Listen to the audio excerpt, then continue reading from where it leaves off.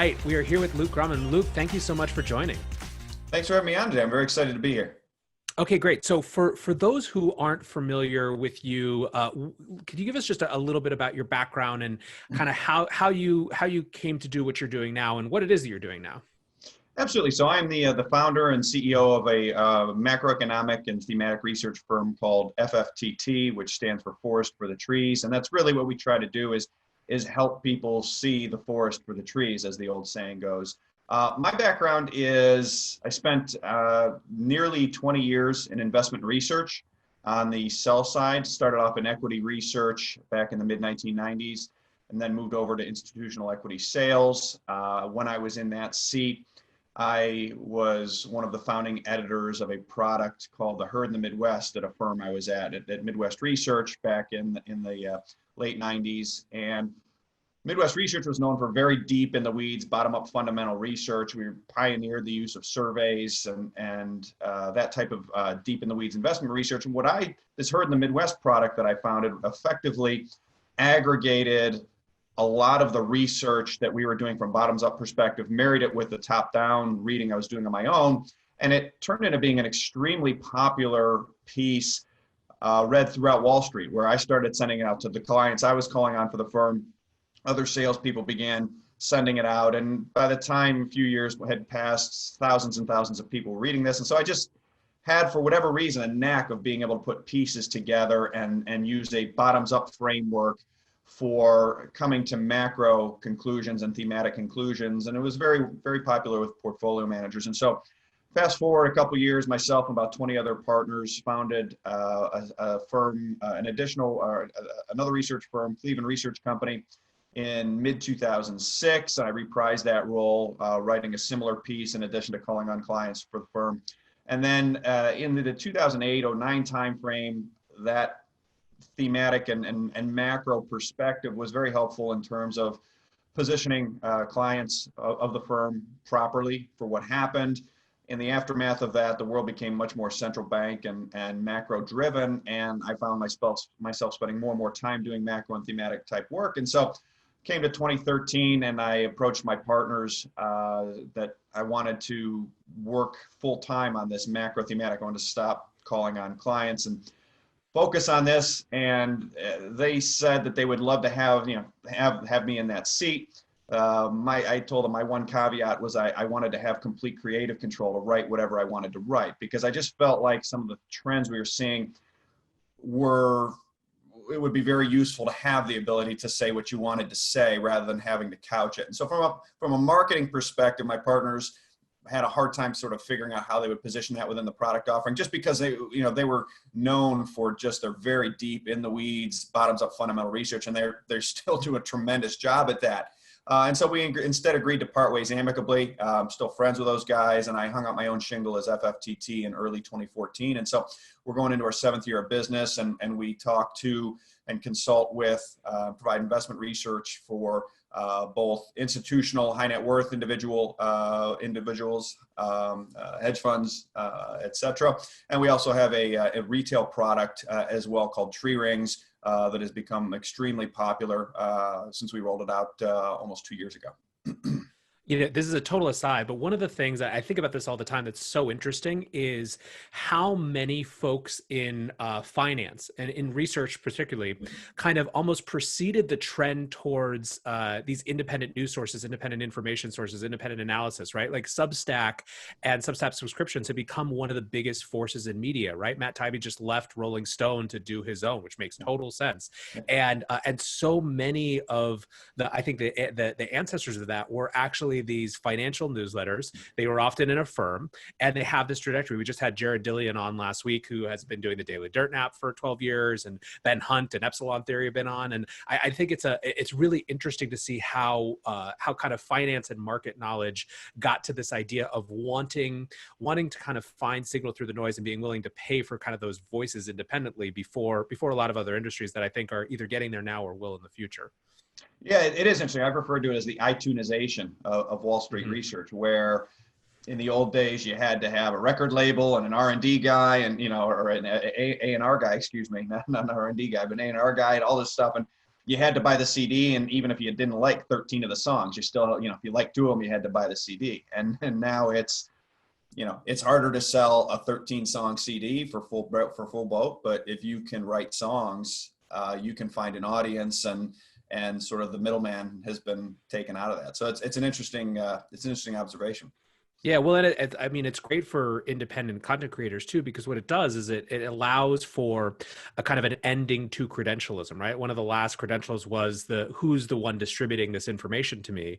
If that's just, well, it's more becomes whose information consistently provides me with value that then is reflected in the markets or in whatever kind of business I'm in. But that's total aside, so I won't hang here too long. So where I wanted to start, we were just talking about this before. There's a million different things we could get into. The context, I think, for listeners and why I was so excited to bring you on is I think so many folks, whether they're in Bitcoin and crypto or just in markets in general, are trying to wrap their heads around what feels like a radical set of changes that we're living through in real time, that we're witnessing in real time. And one of the things that I've been trying to do with the breakdown is bring people on who can provide context, historical and contemporary, to help people understand which of these things truly are new head spinning phenomenon versus things that are maybe accelerations of trends that were going on before. And so maybe the way to start is the widest possible view. You had a tweet a couple weeks ago about the idea of the global economy set up as a company town. So maybe, we don't have to even necessarily use that tweet, but I'd love to have, just for our listeners, some framework of how you view the economy in large kind of historical context. Are we coming to the end of a period that was kind of distinct, and if so, what was that period? Yeah, absolutely. I do think we're coming to the end of a period that was distinct. And that tweet regarding the company town the gist of it was effectively that since 1973, the US dollar has had a monopoly on oil pricing effectively. And so that we can call what the system was what we want, but it wasn't capitalism. That was effectively a company town. And so by way of background, company town was, I think it was in the late 1800s typically, where you had one company and they hired everybody, and you had a company store. And so you worked at the company, and you got paid by the company, and then you had to go to the company store and pay whatever price the company store was. That's not really capitalism. And once you start having multiple choices of where you can work, where you can shop, etc., that's capitalism. And so my point in highlighting this was, we've had the most important resource, the master resource really, is energy. And there's been a monopoly on energy, and it's been enforced with financial sanctions, geopolitical wrangling, at times violence, but it's been a system that worked. And so some people say, well, this has been a bad system, or it's an unjust.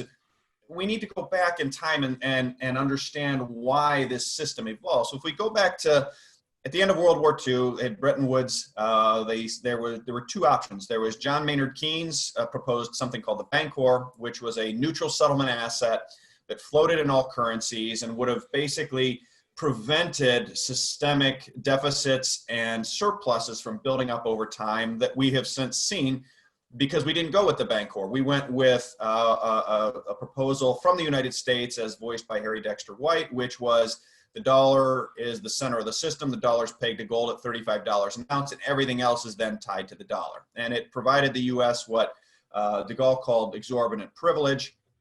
And that system worked at first. It came under stress because of the dollar peg and the U.S.'s spending in Vietnam and Great Society spending by Johnson. By 1971, it was clear to everybody that the valuation, even though the U.S. had written the dollar down against gold from 35 to 42 an ounce in, I want to say 68 or 69, but at any rate, the system was strained. The peg was the weak link. Everybody knew the U.S. owed way more money than it could satisfy with the gold we had.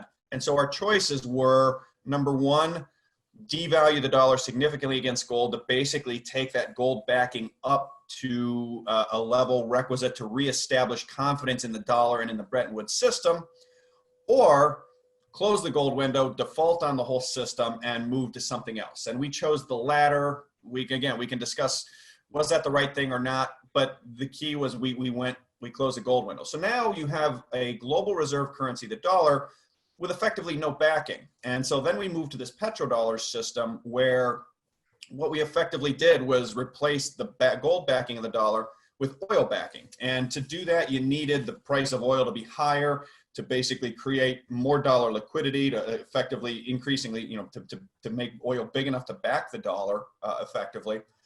And again, here too, I don't moralize on why this happened or was it a good or bad thing. The reality is in 1971, the United States was not exactly winning the Cold War. It was neck and neck.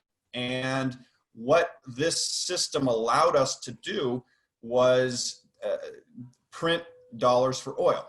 And while the Soviets had to actually lift oil out of the ground to achieve those same dollars. And so basically, once the system got set up, once the Saudis sort of enforced this by saying they would only price their oil in dollars, we won the Cold War. It just hadn't been mark to market yet because we were printing money for oil and the Soviets had to dig it out or pump it out of the ground.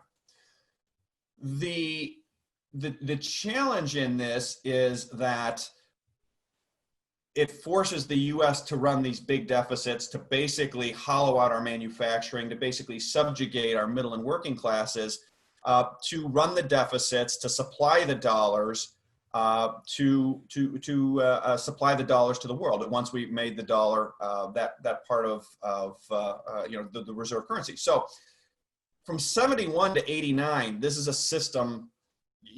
Some people liked it, some people didn't. But there was a broader geopolitical context. We needed to beat the Soviets in the Cold War. 89, we defeat the Soviets in the Cold War. And at that moment, in a perfect world, we have another monetary conference. We restructure things. But we didn't. We sort of took a unipolar moment in history of the US. And we continue this dynamic of running deficits and then having to find other nations to finance our deficits by basically buying our Treasury bonds and otherwise invest in U.S. financial assets. And so, we have NAFTA, which helps out, effectively another process of another step of outsourcing jobs to increase deficits, finance U.S. government spending. We get China into the WTO, and so we kept this process going, so on, for this period of time. I would say, if we look back, the thing, it wasn't like we could just spend willy-nilly and print money willy-nilly in the 70s. The overriding theme of this system, if you look at when we had oil backing the dollar, was, you can see it, the dollar was basically managed to be as good as gold for oil. And when I say that, if you look back historically, right, so the dollar was as good as gold, then we removed the gold backing, replaced it with oil, but the dollar was still managed to be as good as gold for oil from, call it 1973 to about 2003. And so when I say that, if you look at when, for a 30-year period, the price of oil was between $15 and $25 a barrel most of the time. At extremes, when it got to 30, the Fed would start raising rates. And when it got below 15, the Fed would be cutting rates aggressively. And so there was this management of the US economy, which was the biggest economy, the biggest oil consumer, et cetera, to manage the dollar to be as good as gold for oil. And that was a key tenet of this company town petrodollar system. Beginning in 2003, we began to stop doing this. You can see it in the chart where basically the price of oil began getting away from us. It would have implied massive rate hikes in the US economy, which, given how financialized we become, how indebted we become, would have broken the economy. And so we just stopped doing it. Instead, we started doing some of these,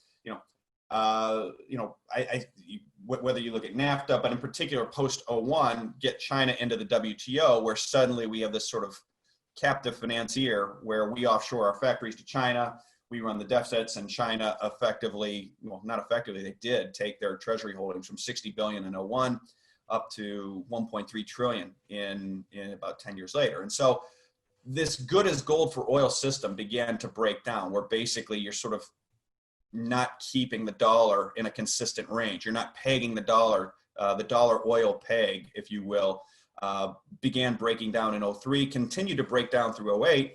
And post 08, I think things got a little bit more hairy. And since then, we've been transitioning away. So I think, the one framework that I use is this, this breakdown of this system that is well underway. We're a decade plus into it, of the good as gold for oil, the dollar being kept as good as gold for oil, breaking down.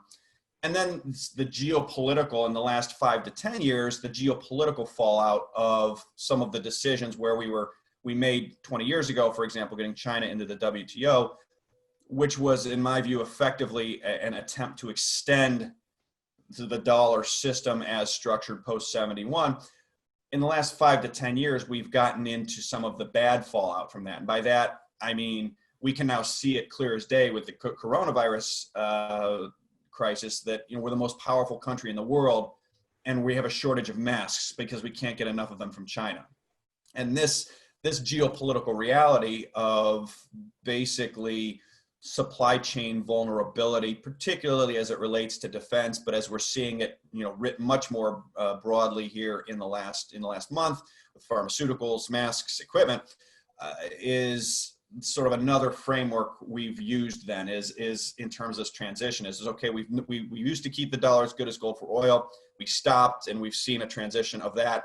And then more recently, the geopolitical pressures of the reality that our supply chains have become overwhelmingly dependent on another nation that, when we started, was sort of a small emerging market competitor, and is now, by everyone's account, an adversary of some, or competitor or adversary of some description. So those are the two big frameworks. I apologize for kind of going on, but those are the two sort of big frameworks we look at. Yeah, no apologies necessary. I asked for the frameworks, and we got the TLDR on the monetary system and economic system for the last 70 years, which is exactly what I was going for. So it's interesting. So basically, you kind of described a few different waves, right? You have a first wave post Bretton Woods, and kind of on the U.S. as the U.S. dollar is the reserve currency of the world, backed by gold. You kind of shared this period where we have to make a transition based on our need for oil, but it's still within the context of the broader kind of an intentioned set of U.S. global objectives, right? It's not just foreign policy. It's right what it looks like to live in a U.S.-led world, or a world where the U.S. is trying to be the leader vis-a-vis the Soviet Union. Then there's this break in this moment where a lot of folks kind of point to, some people have called 1989 is the year that ended the short 20th century. Hobsbawm called it that. You have Peter Zeihan, who just wrote Disunited Nations, who was on the podcast a couple of weeks ago, who talks about this being such an inflection point because basically you have Herbert Walker trying to rally for perhaps not that exact new Bretton Woods, but a larger national conversation of what do we want the world to look like, right, going forward. And we elected Bill Clinton, and understandably, right, people were tired of war. They wanted to focus on domestic issues, but because of that, we never had the conversation with ourselves about how are we going to design the new American century. We even had, think tanks. I feel like one of the last gasps of think tanks was people trying to design the new American century, and never kind of ever having that influence again to actually be a real part of the political establishment. So anyways, then you have what feels in a lot of ways like a slow calcification of the system, where we do things kind of without intention per se, or it's a short-term intention, right? It's based on what comes next, which leads us into kind of, this is another tweet. So what I'm trying to do here is drive us closer to the moment that we're living in now, right? And so you had another tweet from 2002 to 2014, the US biggest export were treasuries, right? And then this shifted. And so I guess talk just a little bit more about that period, this idea of treasuries being the biggest export, and what that meant. I mean, you got into a little bit of it in that first answer. And then from there, kind of where I want to get to is effectively where the last year, what the signals we were getting from the last year before COVID-19, and then what COVID-19 and the crisis has done to kind of accelerate them. Sure. So let me frame up my thought process here a sec. So as we noted back, the way this system had worked was basically the world sends us stuff and we send them dollars, and then they take the dollars and they buy treasury bonds and other financial assets, and then that finances more purchases of their stuff. And it was basically a virtuous cycle of vendor financing, is effectively what that was. The amounts of vendor financing steadily rose. So we have a table that shows that from 1971 to 1985, of the aggregate U.S. Treasury bonds issued in that 15-year span of time, foreign central banks bought about 15% of them and held them as their reserve asset, basically as their gold. And that ties into the keeping the dollar as good as gold for oil, because they're basically stockpiling the stuff like gold. From 86 to 02, they stockpiled, or they bought, roughly 28 to 30% of all the treasuries we issued. So they're now sterilizing almost a third. From 02 to 14, they bought 53%. So over half of the treasury bonds we issued, central banks were sterilizing as sort of, their gold. And then the value of their gold started collapsing against oil right when we did that, shortly after that period in time. All right, it's shortly in the beginning of that period of time, 02, 03. And then since 2014, they have stockpiled negative 4% of our total treasury bond issuance. So they've begun dishoarding, basically have stopped buying, while our deficits have continued to rise faster. And so this was the hallmark of the system was, again, this vendor financing. You send us stuff, we send you our jobs in our factories, you send us stuff, we send you dollars, you buy our treasuries, and then we repeat the whole process.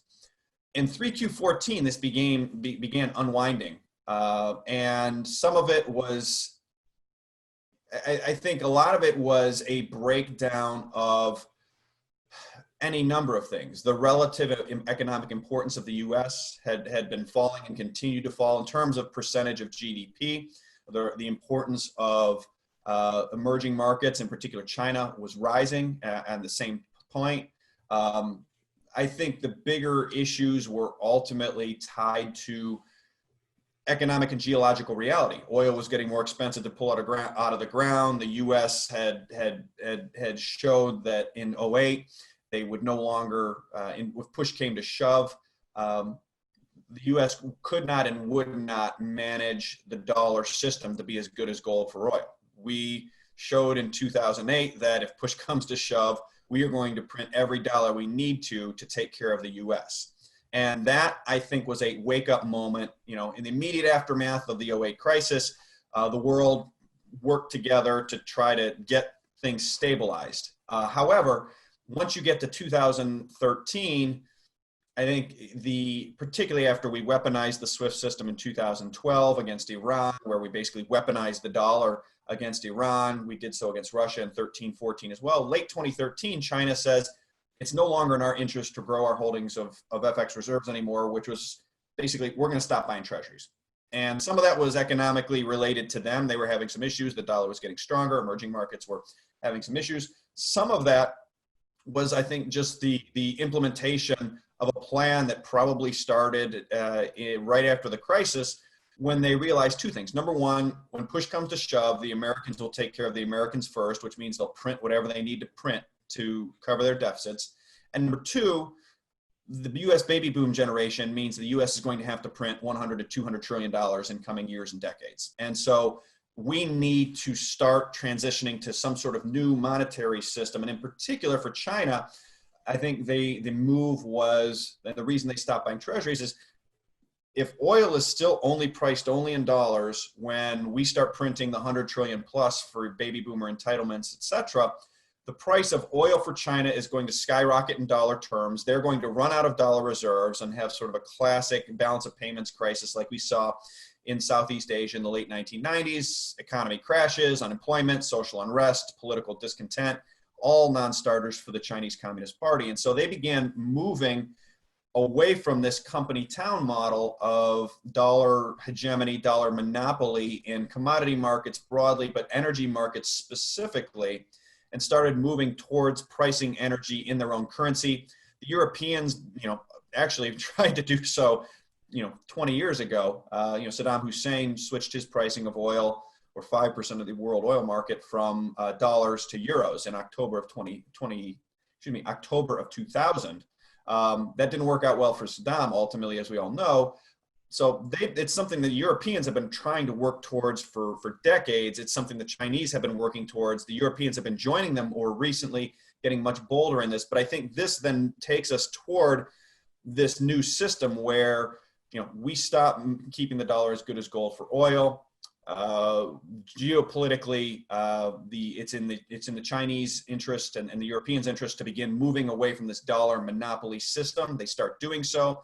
And it starts to be in the US's interest to begin bringing supply chains back. And so there's sort of this, everyone has the same, everyone has interests in moving in the same direction, but there are, contrary interests in both. I'm sure there's Chinese domestic political powers that want the mercantile and export model to continue.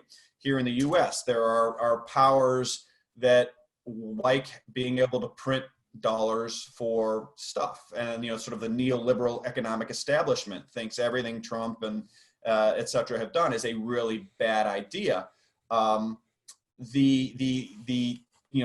They don't look at it too much from the geopolitical side. So that you've started to see this movement post 08. So let me stop there, and then we remind me again sort of where you want to take that from there. No, that's perfect. So I think one of the things that is really interesting, especially for folks, a lot of folks who are in the crypto and Bitcoin space, 08 is an important inflection point, right? Obviously, it's tied up in the mythos of Bitcoin.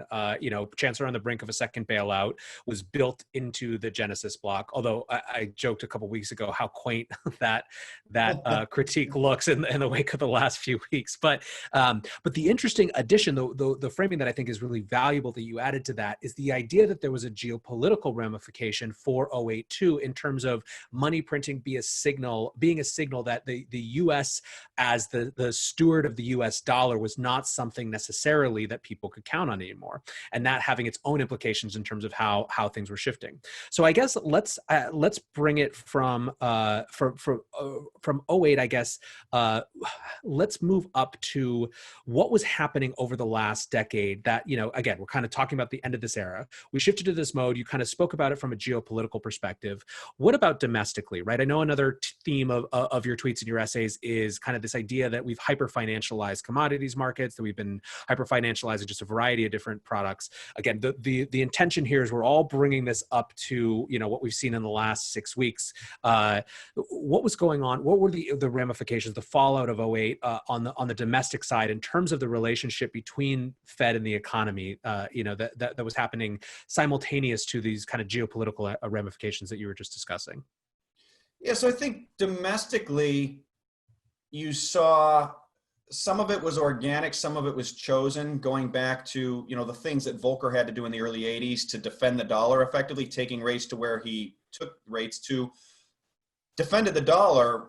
The downside was it created this, between it and policies chosen, created this perfect storm of financialization, right? You start the cycle with rates at 15, and you sort of roll down the curve for 30 years, and you drive a lot of financialization, the increased financialization of commodities, the increased financialization of interest rates. Actually, when you talk about interest rate fusion, when I say financialization, you're talking about just the proliferation of the amounts of futures, forwards, derivatives, just the aggregate leverage, riding on, sort of a increasingly small sliver of underlying, whether it's commodities, gold, interest rates. And then broadly speaking, when you go from 15% to 0% on rates, perfect example is U.S. government debt was 30% when we started, because at 15% rates, you can't afford more than that. Well, at 0% rates, we're at 120% and moving higher rapidly, because the interest expense doesn't kill you at all. It's pay as you go, or same as cash. So the fact that rates have come down the way they have also expanded these levels of financialization. And so when you tie that into post 08, because the financial system had become such a big part of GDP, because we'd become so financially levered, because the derivative markets were so ridiculously large, hundreds of trillions of dollars, if not quadrillions, it basically forced the Fed to do what they had to do. They had to save the system. They had to print whatever it took to save the system, because the alternative was simply a disorderly collapse of the system. ATM stopped working, sort of all the worst parts of apocalyptic movies that we may have watched. And so they had to do that. But again, the flip side to that decision was this recognition that, as you put it, the U.S. was no longer could no longer manage the dollar as a public utility, as something that is a store, managed to be as good as gold for oil as it had been, from 1973 to 2003. And so the cracks emerged 03 to 08. 08 was when it was announced. That's it. Where push comes to shove, we're not going to do this anymore. And so you started to see movements away from that. So in early 09, actually right away after we did the big QE, the head of the PBOC wrote a white paper at the BIS. He said, listen, we need a new global currency system. And he specifically cited Keynes's bancor from the Bretton Woods conference, saying the fact that the choice we made at Bretton Woods has worked so poorly is a sign maybe we should have chosen that one. There's some merit to it. And they talked about the Chinese talked about a neutral reserve asset. The IMF and the World Bank in the intervening years of 2010, 2011 made references to that. 2014, the World Bank again.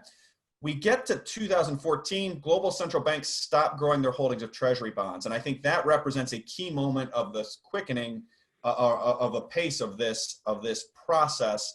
2000s, once global central banks stop sterilizing our deficits, the United States desperately needs to find, for lack of a better word, a new sugar daddy, right? So the Europeans under Bretton Woods were the sugar daddy stockpile in the treasuries, and they sort of stopped and cashed it in for gold, and they forced the changes in the 70s by doing so. 1999, when they launched the euro, beyond that, the Europeans effectively stopped buying nearly enough treasuries. U.S. needed to find a new sugar daddy. China, get China into the WTO. Here, China, you take our factories, you take our jobs, you make us stuff, we'll send you dollars. The vendor financing sort of virtuous cycle, that worked for a while. Post 13, China says, we're done here. U.S. needs to find a new sugar daddy. Problem is the size of our deficits and the prospective size of our deficits, there's no sugar daddies big enough. In theory, maybe Africa, but you would need Africa to run deficit or surplus against the U.S. to the tune of, nowadays anywhere from 400 to 500 billion a year. There's just nothing we're buying from Africa that's big enough without weakening the dollar massively. So Africa is not a choice. Mars, Jupiter, maybe, but other than that, it really only left the U.S.'s own economy to finance its own deficits. And then once that, that balance sheet got too full, the Fed with printed money. And so this 3Q14 was a huge moment.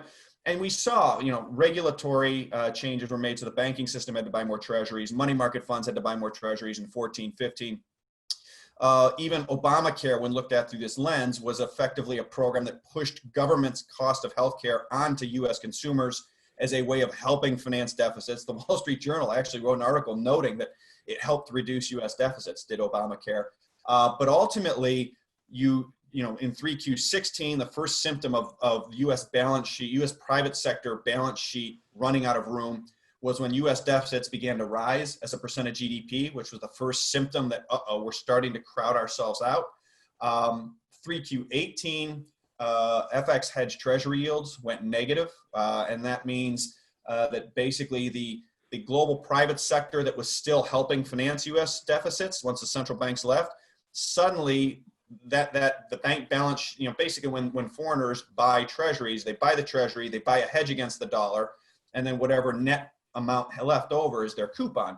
And in 3Q18, the cost of hedging US dollar debt got so expensive that it went above the coupon. And so basically their choice was either don't hedge the dollar, which means I take the dollar risk. If the dollar falls, I lose money, or lock in and take a negative rate on treasury debt. And some did that.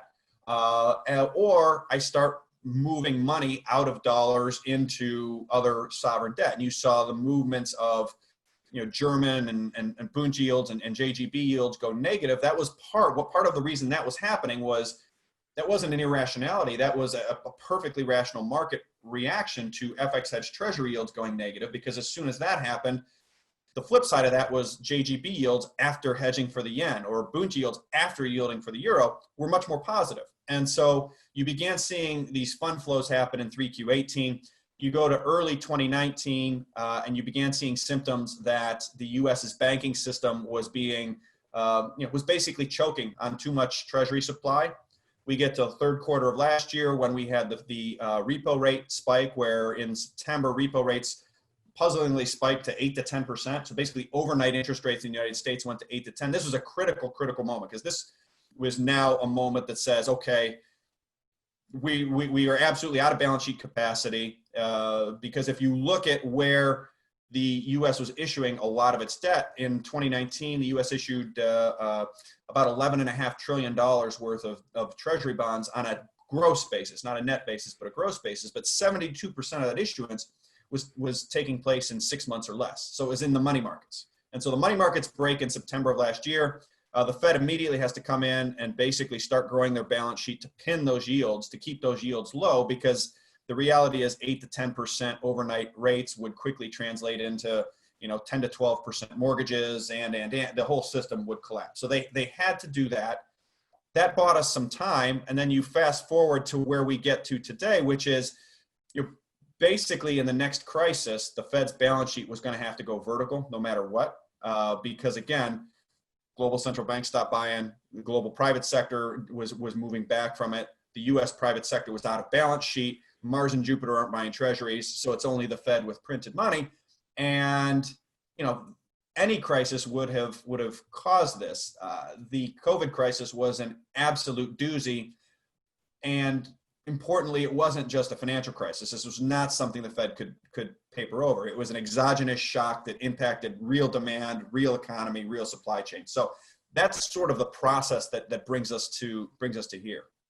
Yeah, I think it's really interesting because this year has been so head spinning in so many ways that we forget that there was a real sense even last year that there were big seismic shifts happening, right? So you obviously saw that. I think the repo markets were a key one, where a lot of the folks in the crypto markets who maybe hadn't spent that much time thinking about Fed policy other than it kind of as a legacy of creating Bitcoin started to pay attention and say, hey, what's going on? And maybe I should learn about this. But simultaneously in this space, people were, the introduction of Libra was this very catalytic moment for people to have conversations about what the role of the dollar in the world was going to be long term, right? And what was interesting is that Libra did a couple things. First, it introduced this basket of currencies approach, right? It was actually similar to that kind of bancor idea, that was being reintroduced to the markets. And you had people like Raoul Pal who were calling that out as the most interesting part of the proposal. Now, you also had the US Congress and the US Senate immediately identifying as the most disturbing part of the proposal, right? And subsequently, we just learned last week that they have ripped that out, right? So that's gone. But you then had China respond, right? And they slam the foot on the gas of their digital currency project, their DCEP, which we're now seeing, the first kind of screenshots of the app that people are using it with. But then you also had this larger Overton window shift on the conversation about the role of the dollar. You had Mark Carney, who, in Jackson Hole proposes a synthetic hegemonic currency, right? Just bringing back the bancor with a much more laborious name. And so all of these things were brewing, and then boom, COVID hits, right? So I guess, we've all been watching this massive injection of capital into the markets and huge kind of US intervention. Again, like I was joking before, that makes the chancellor on the brink of a second bailout look like nothing. Your argument, it's clear, is that whatever crisis would have produced some sort of similar response, right? Just because there's no other place to go. But have you been surprised about anything? What has been notable, I guess, about the way, either in terms of speed, aggressiveness, size, what has surprised you, if anything, about this intervention that we've seen? I think the size surprised me. I gave an interview, I think last year in the third quarter, actually after the repo crisis, and I said, look, I think in a couple of years you could see the Fed's balance sheet at $10 trillion, and maybe by late 21 or mid 22, and that seems adorably quaint now. And to be clear, some of that is a function of probably the majority of that's a function of just the severity of this crisis. I mean, there's no way. I mean, I saw it as, and we had been doing our analysis based on just sort of a mild recession. Here's what the deficit's going to do. And there's no, it's all about the financing, and there are no more sugar daddies. It's just the Fed. This means the Fed's balance sheet's going to have, the US deficit's going to go up by this percentage as it has traditionally, and the Fed's going to have to buy it all. And they're probably going to have to buy some treasuries being sold by emerging markets. And maybe you see the treasury market sell off until the Fed buys those. But there was just no way of forecasting the 30-40% drop in GDP that we've seen, and the degree of potential severe and sustained disruption of physical supply chains that we're seeing as a result of that. And so that to me has been probably the biggest surprise. There's not a lot of other things that as I think about them, that you could, if you would have said to me before, hey, this is how it's going to go down, where I would have said, whoa. The thing I said, whoa, was when the Fed did $625 billion in a week of growing their balance sheet. That to me was a whoa. Like my estimate had been for a long time that in the next recession, the Fed's going to have to go to somewhere between 250 billion and 350 billion a month in QE. And so they did $1.6 trillion or whatever it was, 2 trillion in 6 weeks. That's been probably the biggest whoa to me, and I think that's a nod to the severity of the crisis. Yeah, you made a comparison to Japan, right? It took them a decade to do what we basically did in 6 weeks, right? Yep. So let's talk about, I guess, knock-on effects, or where we go from here, because I think this is where people are starting to shift. This thing has happened. There's still furious debates about how to open the economy back up and when and all these sort of things. But, we're going to get back moving again. But I'm really interested now, and I think a lot of people are trying to make sense of what changes because of this. How do you see the dollar coming out of this? Obviously, the dollar has been extremely strong, and maybe we can incorporate this, the dollar as compared to other safe havens, or other just kind of alternative assets in this context. Yeah, I think ultimately where we go from here is, and what the dollar does as a result, is a function, I think, of two things. Number one, how fast do we come back out of it to sort of normalized economic activity, and what are the incremental, hangover effects? And then number two, what is the pace of the Fed response relative to number one? And what I mean by that is, there was a great article by Michael Every at Rabobank that he submitted to Zero Hedge, I think it was last week, regarding the Eurodollar system. And, we didn't touch on the Eurodollar system back through the history. It was sort of a natural, organic outgrowth of regulatory and the petrodollar from the 70s, et cetera. The punchline is that Rabobank estimates that it is now there's $57 trillion in the Eurodollar system, is $57 trillion all in, which, is, and by way of background, Eurodollar system is just dollar denominated loans and liabilities created by banks offshore, entities offshore, that cannot create the dollar-based money to cover those. So in other words, they're creating these dollar shorts offshore, and only the Fed can create the base money to cover those shorts. And so you've got this offshore $57 trillion shortage of dollars in extremis, right? So when the economy is functioning normally, monetary velocity is high, the dollars get created, and particularly given the structure of the system where our job is to export these dollars for stuff, when the economy is working okay, the system sort of works. But when anything goes just a little wrong, this $57 trillion short begins to exert upward pressure on the dollar. And this is, this is the dollar milkshake that Brent Johnson talks about. And so all else equal, in just a modest slowdown, the dollar should rise until the Fed begins to, sort of ameliorate that with dollar liquidity.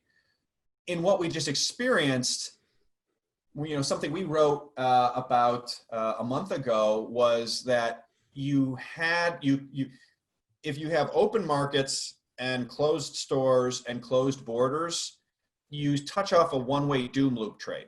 And by that, I mean, you've got this $57 trillion short, and you've got no cash working to address that short. So basically, you're going to take every asset out there is going to be sold to try to generate cash.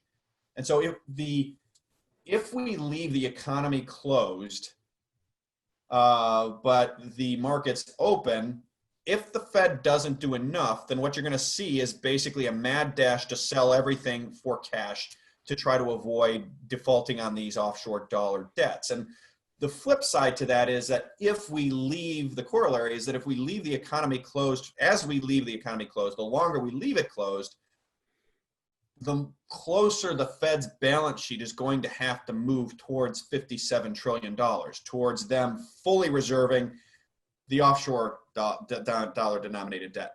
Now that's just the offshore side. The domestic side is another 47 trillion of non-financial debt. So in theory, if we left the economy closed for some period of time, and the question is that a year? Is it 6 months? Is it 2 years? Is it 3 months? I don't know. The leverage in the system makes me think it's less. But the punchline is if the longer we leave the system effectively closed, or it's not operating at full capacity, full monetary velocity, the closer the Fed's balance sheet is going to have to approximate $57 trillion in offshore plus $47 trillion to basically create the debt to fully, the dollars to fully reserve that debt to make sure it doesn't default. And so you're talking about, $100 trillion, $104 trillion balance sheet, $114 trillion balance, no, 104, I did it right. $104 trillion balance sheet. And, the Fed's at, 6 today, 6.5 today. And so to me, where we're going, I think we can look at the last month and you say, okay, we need to figure out, number one, where is the economy at? Where are we in terms of reopening and do we revert in terms of cases, et cetera? But then number two, what's the Fed doing? Because what we saw was when the Fed began growing their balance sheet at a $35 trillion annual rate, citing that $625 billion weekly number that they did back in March, that the fact when they were able to grow their balance sheet by 10% of US GDP in 6 weeks, risk assets went up. And that can ultimately basically cover the dollar short enough to allow risk assets to rise. And that those are the two key questions that to me. And that, that kind of touches on a point that I made before about the importance of the stock market being a political utility. We can dive into some of that and go on from there. But those are the two things. It's, when do we recover and what's the Fed doing?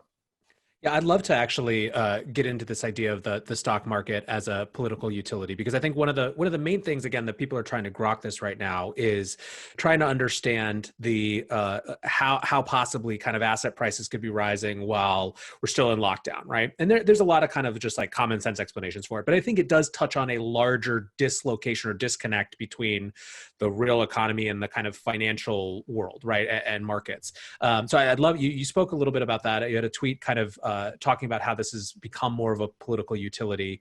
I'd love to talk about that and what the implications of that are, especially as we get to retirement with the boomers, right? Because there are these large, secular trends that have nothing to do with right now that are also that we're always coming due. And I guess the question is are we just kind of buying our way out of something that's going to be due again later, right? Right. I think you have to look back in terms of the political. Why we think the stock market's a political utility is the preponderance of the evidence suggests that it is. And the reason we say that is if you look back to 1995, President Clinton signed legislation that made cash compensation to executives over $1 million non-deductible to the company, but exempted incentive compensation, so stock-based comp. And so naturally, what did everybody do? They started taking all their comp as incentive comp. And that's the moment where you really start to see, if you look at charts of where does wealth inequality in the US really go off the reservation and separate, where does consumer spending and tax receipts start to lag the stock market as opposed to either have no relationship or lead. And that was sort of the genesis moment of that. And so what that sort of original sin, if you will, has driven has been a system where 5% of the taxpayers pay 60% of the individual tax receipts, 30% of the overall tax receipts. Now, the top 5% of US taxpayers, they're not collecting a cash hourly wage. They are getting paid some wage, and then they're collecting the vast majority of that individual income in stock options, restricted stock, incentive comp, et cetera. So that's part one, is number one, and ultimately the tax receipts being so disproportionate to the percentage of taxpayers it carries on to consumption. And you can see that, for example, in IRS data where we've done work. It shows from the IRS data shows net capital gains plus taxable IRA distributions are about 200% of the annual growth in personal consumption expenditures in the United States, which doesn't mean that people are selling stock to buy boats, RVs, cars, healthcare, because PCE is a wide category. But what it means is that it's mathematically impossible for PCE to grow if asset prices aren't rising. It's just mathematically impossible. And so, and critically, the net capital gains and taxable IRA does not include that incentive comp from the executives, because that's taxed as ordinary income, not cap gains. So what this tells you is, and you can see in the chart, that ever since 1995, increasingly, the stock market has become a leading indicator of recessions, which had kind of always been the case, but more importantly, tax receipts, which was not always the case, consumer spending, which was not always the case. And I think this is understood at high levels, and you can see inferences of that from Ben Bernanke when he talked about the benefits of QE. One of the first things out of his mouth was, well, stock prices rose. And so if you understand that consumption is 2/3 of GDP and consumption can't rise unless stocks are rising, you sort of arrive at this place where it's a political utility. The policymakers have as policy, they have to have as policy, again, because of decisions Clinton made 30 years ago, they have to get stocks up no matter what. And that then ties into your point of this mismatch, where it's the same mismatch we have in terms of the top 5% of taxpayers paying 60% of individual tax receipts. The same directional outcome is true in terms of the top 5% of asset holders in the US own some similarly large disproportionate number of the assets. And they're all getting older by and large. And when they all turn to sell, there's in theory no buyer on the other side, or at least there is a buyer, but at a very wide bid-ask spread. And if we allowed capitalism to work, it would be a problem. But because the US government can't fund itself without these asset prices rising, the US GDP cannot rise without asset prices rising, we're likely going to be continually stuck in sort of this stop-start of asset prices down, Fed comes in with big amount of money, and then asset prices go back up, and then Fed tries to pull back. And we're going to wash, rinse, repeat this with both shorter periods of time between the time of asset prices selling and the Fed responding, and with ever increasing amounts of Fed responses until we get basically no response time between sell-offs and the Fed's balance sheet getting bigger and bigger and bigger. And this, again, is, I'm not moralizing on whether it's right or wrong. I'm just saying that if we wanted to fix it, we would need, an 83 DeLorean with a flux capacitor, and we'd have to go back in time, take that baby to 88 miles an hour and, stop Clinton from signing that legislation. And we probably should go back another 30 years and stop LBJ from, going to Vietnam and doing guns and butter. And then really you probably should go back and rethink some of the Social Security stuff in terms of retirement ages, et cetera, back in, in 37, 38 with FDR. So these are baked in the cake. And because we've made the decisions, particularly post 95 with Clinton, they have to get stocks up. And so we go from the Fed is targeting the economy to move the stock market. We have fully moved to the Fed is targeting the stock market to move the economy. Interesting. What do you think the impact is? Does this spill over into other aspects of life, right? So one of the arguments that some people have made is that, if basically the widespread corporate bailouts, right, the expectation that the Fed or the government is going to backstop corporations is inevitably going to spill over into doing the same for citizens, right, with some form of UBI, whatever it's called, to make it politically palatable. Do you think that that's another inevitability, that we're just moving into this kind of MMT UBI world? I do. And one of the things we've said in terms of the when you asked before about the implications domestically after 2008 was something we've been writing about for a long time and talking about with people was, I'm based in Cleveland, Ohio. I went and saw The Big Short, the movie, in the theater, and it was fascinating, the response from the audience here in Cleveland, Ohio, which was virulent, for lack of a better word. People were actually, because again, they were fancy words, etc. It was fraud. There were key parts of it that were fraud. I mean, in fact, Steve Eisman's character played by Steve Carell says, when did fraud become okay? When did it become when that's not how we do things, but it was fraud. So the point is that the aftermath of '08, while I think policymakers were congratulating themselves on a job well done in terms of getting us back from the abyss, and to be clear, they had to do that. What they missed was the sort of latent political cost to the way they handled it. In other words, somebody had to go in the volcano. There had to be some more indictments. There had to be more people that were losing. Guys that did wrong had to lose. You couldn't bail guys out at par and then not bail out the people, because the way '08 was handled meant that it made it politically impossible to ever reform entitlements in the United States, which needed to happen to avoid us getting to this spot where corporations, airlines, restaurants, and ultimately everybody gets bailed out. And so again, we didn't do that for political reasons. It is what it is. And it's a story really as old as time, in history.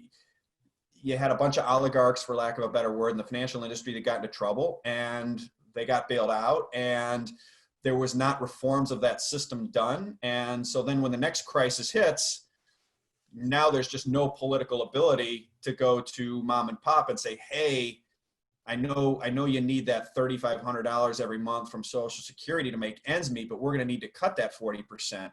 That's not going to happen. And so once you arrive at the conclusion that because of how they handled '08, that's not going to happen, it leads you, once you eliminate the improbable, all that what you're left with, no matter how, once you eliminate the impossible, no matter what you're left with, however improbable, must be the truth. And if it's impossible to reform these entitlements because of '08, I think we're rapidly moving towards this UBI helicopter money world going forward. How do you think about these kind of market alternatives like Bitcoin and gold in that context? I think I like both of them a lot.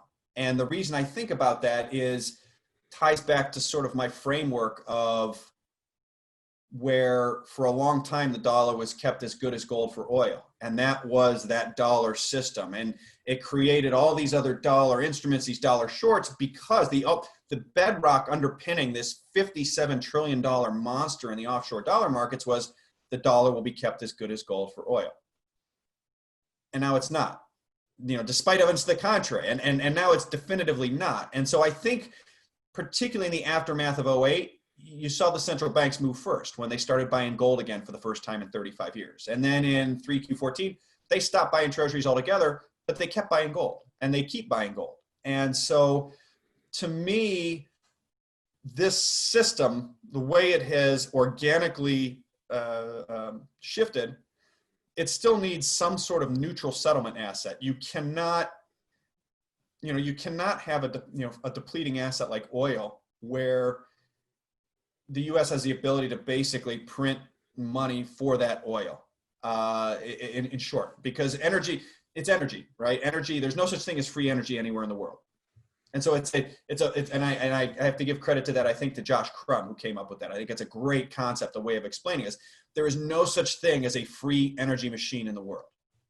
And the dollar system as structured from 44 to 71 was a free energy machine in a way, but it had that gold tie. So there was a governor on it. Post 71, there was less of a governor on it, but we still managed to keep the dollar as good as gold for oil. Post 03, it's gone into la-la land, and there's no governor on it. And so it naturally begins to push people back toward the market solution, which is you need a neutral settlement asset. You need a bancor. And I think ultimately, I think gold and Bitcoin as neutral settlement assets for what I would say gold for the official sector and big institutions, and Bitcoin for the people, if you will, are these bancor solutions that allow you to, to allow creditors to escape this system, because you in the system we're describing in a UBI world, you cannot store your surplus wealth in the debt of another when that debt is just being created, when that debt effectively becomes currency, which is what we just described. So I think gold and Bitcoin do extremely well. They've, Bitcoin obviously has done extraordinarily well. Gold's finally shown some legs in the last 12 months after a long period of time. But I think they are likely to be two of the biggest winners in terms of assets over the next 5 to 10 years. Speaking of oil, I just want to divert it to that for a second, because obviously for the last couple of days, everyone has been looking at what's happening in oil. I mean, this is one of those economic moments where people who didn't know anything about that industry or that space before are racing to figure out who to follow on Twitter, what to read to catch up, so they can possibly wrap their head around it. How do you read what's been going on with oil over the last couple of days? Yeah, I think there's I think there's two things that, the way I look at the world, and I'm not the right guy to talk to in terms of the structure of the futures and stuff, but in terms of the lens we use and how we think about the world, I think there's two key takeaways.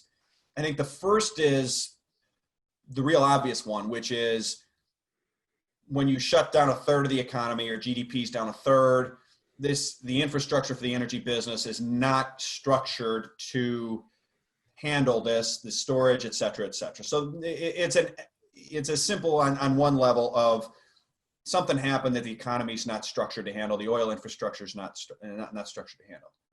The second thing within this is this fascinating dynamic of it going to negative $38 per barrel. And that to me is, again, within a few negative numbers, okay, how much does it actually take to take a barrel somewhere if you're out of storage? I can't imagine it's negative 35. It's probably some modest negative number. It takes a while to shut in product. But what I think it speaks to, the second thing I think it speaks to, is the degree of financialization that I was alluding to earlier, where suddenly you have these people that are betting on oil, that are involved in oil, that have no interest whatsoever in the oil business. And I think it's a very big hint at the degree to which the paper markets have overtaken the pricing discovery mechanism as a result of this hyper-financialization that we've described that's taken place over the last 35, 40 years. And to the extent that this shines a light on that, I think it could be a very important moment in terms of other markets that are financialized that way. Gold, for example, you have Jeff Gundlach saying yesterday, be careful with what you own. Paper gold and gold are not the same thing. And now, there have been a lot of people who have said that, myself included, for a long time, but it starts to take on different meaning when Jeff Gundlachs of the world begins saying those types of things. When you see some of the things developing in the paper gold markets that we've seen develop. And so I think it could be a bit of a watershed moment in terms of just this aha moment where people can no longer say, well, you're the paper physical thing, stop. It's not. It is a big deal. You can see it. And importantly, when you take a step back and say, well, why did this develop? The financialization was allowed to grow to the size it was because it ultimately supported this dollar company town structure in the past. You have to be able to control pricing of the underlying in order to sort of keep that system together. It's really interesting that the company town analogy, I think, is really fascinating. I keep thinking about it, especially because one of the hallmarks of the company town before it was shut down and made illegal was scrip, right? Company scrip, where they didn't pay you in the currency of the political jurisdiction. They paid you because it was the store. It didn't matter, you could go use the Schrute bucks right in the store. And you had Dave Portnoy a couple days ago, or a couple weeks ago, I guess, screaming on Twitter about how the US dollar was Schrute bucks. And I saw that. I laughed. Yeah, it's interesting interesting little antecedent to that analogy. But listen, I've kept you for a really long time. I really appreciate your perspective. Particularly, appreciate how dispassionate you can analyze these things, right? Because I think it's so hard when you're watching these things, especially when there's big decisions you don't agree with or patterns that you want to kind of rip to the other direction, to look at them and be able to kind of assess them as they are. But I like to close with kind of, we're in such turbulent times. What's the thing that's got kind of creating the most pessimism or nervousness for you, from a kind of structural economic standpoint? And what's your biggest source of optimism going into the future, going into the post-COVID-19 world? So my biggest source of concern or potential fear, and I say this as a father of three boys, one who's 19 this year, one who's 17 this year, and one who's 14, is this is going to work out one of two ways. Increase the size and the fact that this crisis happened, and the severity, and the fact that it's a physical disruption crisis has basically pushed us that there's going to be one of two outcomes. Either they're going to do the right thing in terms of restructuring the system from a currency monetary system perspective, or they're not. And if they don't, the system's likely to collapse in a very disorderly way. And if it does, you are likely to see all of the sort of worst parts of what that implies. Bank shutdowns, potential hyperinflations, supply chain interruptions that cause that hyper. You've got this very, very complex society, all based on just in time, and that would all go away. And so you'd be talking about shortages and bank problems, financial system collapse, potential armed conflicts. It's ugly. So I don't like to go there, but I'm not a Pollyanna. If they handle this poorly, we're not on the edge of the cliff yet, but we're moving towards the edge of the cliff. They need to do the right thing. The thing that gives me the most optimism is if they manage this even mostly properly, if they mostly well. I don't want to put them in a position where they got to get everything right. They don't. They just got to get it mostly right, and we could have the biggest global economic boom since the immediate aftermath of World War II. Because when you look at what this system has wrought, has been this massive imbalance of, the Chinese and foreigners do all the production and very little of the consumption, relatively speaking. And we do most of the consumption and very little of the production, relatively speaking. And if you start to rebalance those things and then also factor in the amount of infrastructure changes that would have to take place or could take place to support those changes, you would be talking about just this incredible economic boom where you're basically reallocating resources away from consistent 20 years of warfare, which is a horribly unproductive enterprise, except for a few, to things that start to have the same type of immediate payback, but then also have a positive ROI, whether you're talking about Belt and Road in Asia and across Eurasia. You could do a Belt and Road in the US. I mean, our infrastructure compared to a lot of places that go internationally is suboptimal, shall we say, and that's being kind. So there's this great opportunity if they get it mostly right, partially right, to have this global economic boom. And there'd be winners and losers relative to where they sit now, but there'd be mostly winners because there's not that many winners right now, and even those winners they'd be fine, they'd do well. But again, if they don't manage it properly, you can get to a pretty scary place pretty quickly, especially now that we have these supply chain disruptions that have begun that we're a month into. I think I agree that this is a potential source of optimism, that this is causing a bit of a national wake-up call, national conversation on both sides of the aisle, right? People who are, Republican, Democrat, and independent in between, asking these major questions about how self-contained and our economy should be, and what are these real kind of serious issues that are that relate to our lack of capacity, especially in the face of the fact that that lack of capacity seems entirely by choice and by design, right? It's not a lack of the stuff, it's not by a lack of the know-how, but it does take a redesign. But in that redesign, you're talking about retrofitting factories to build new things, and fast turnaround machine shops that require new types of knowledge, and vocational training that picks up those skill sets that weren't there before, that shifts people away from a university system that's already heaving. So you can tell this story, you can project this out in a way that leads to a lot more building of real things, and so I share that optimism that that's a potential outcome. And I think that for anyone who kind of shoves their nose in this, ultimately you have to be something of an optimist, or else you just go crazy, right? You do. I mean, there's times where you go back and forth a bit, and I don't know what the triggers are, but one way or another, I would know the trigger when I see it, right? It's like Mapplethorpe's art, right? I don't know what obscene is, but I know when I see it. I don't know what something that would make me really go, oh God, we're beyond the point of return is, but I think I would know it when I see it. But like you said, you're starting to see, to me, very encouraging signs in terms of the political unity of, just print the money. Let's print the money and let's bring the stuff back. Something we said a couple weeks ago report was, you're starting to see signs that, as opposed to 71 up until just recently, the U.S. economy was basically about subjugating the U.S. middle and working classes to support this dollar system. It's just the way the world had to work. And in the last month and a half, we've started to see signs that maybe we're going to start subjugating the dollar to support the middle and working classes and the broader U.S. economy.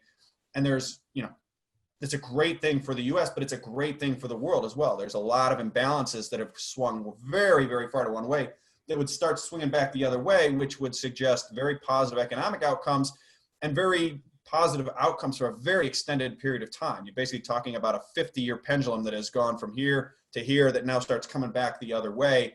So there'd be a lot of open field running in front of that possibly. Well, Luke, we could have a whole additional conversation about that. I'll have to have you back, but for now, I really appreciate you taking so much time. I know the listeners will appreciate it too. Absolutely. Thank you so much for having me on, Nathaniel. It was great talking.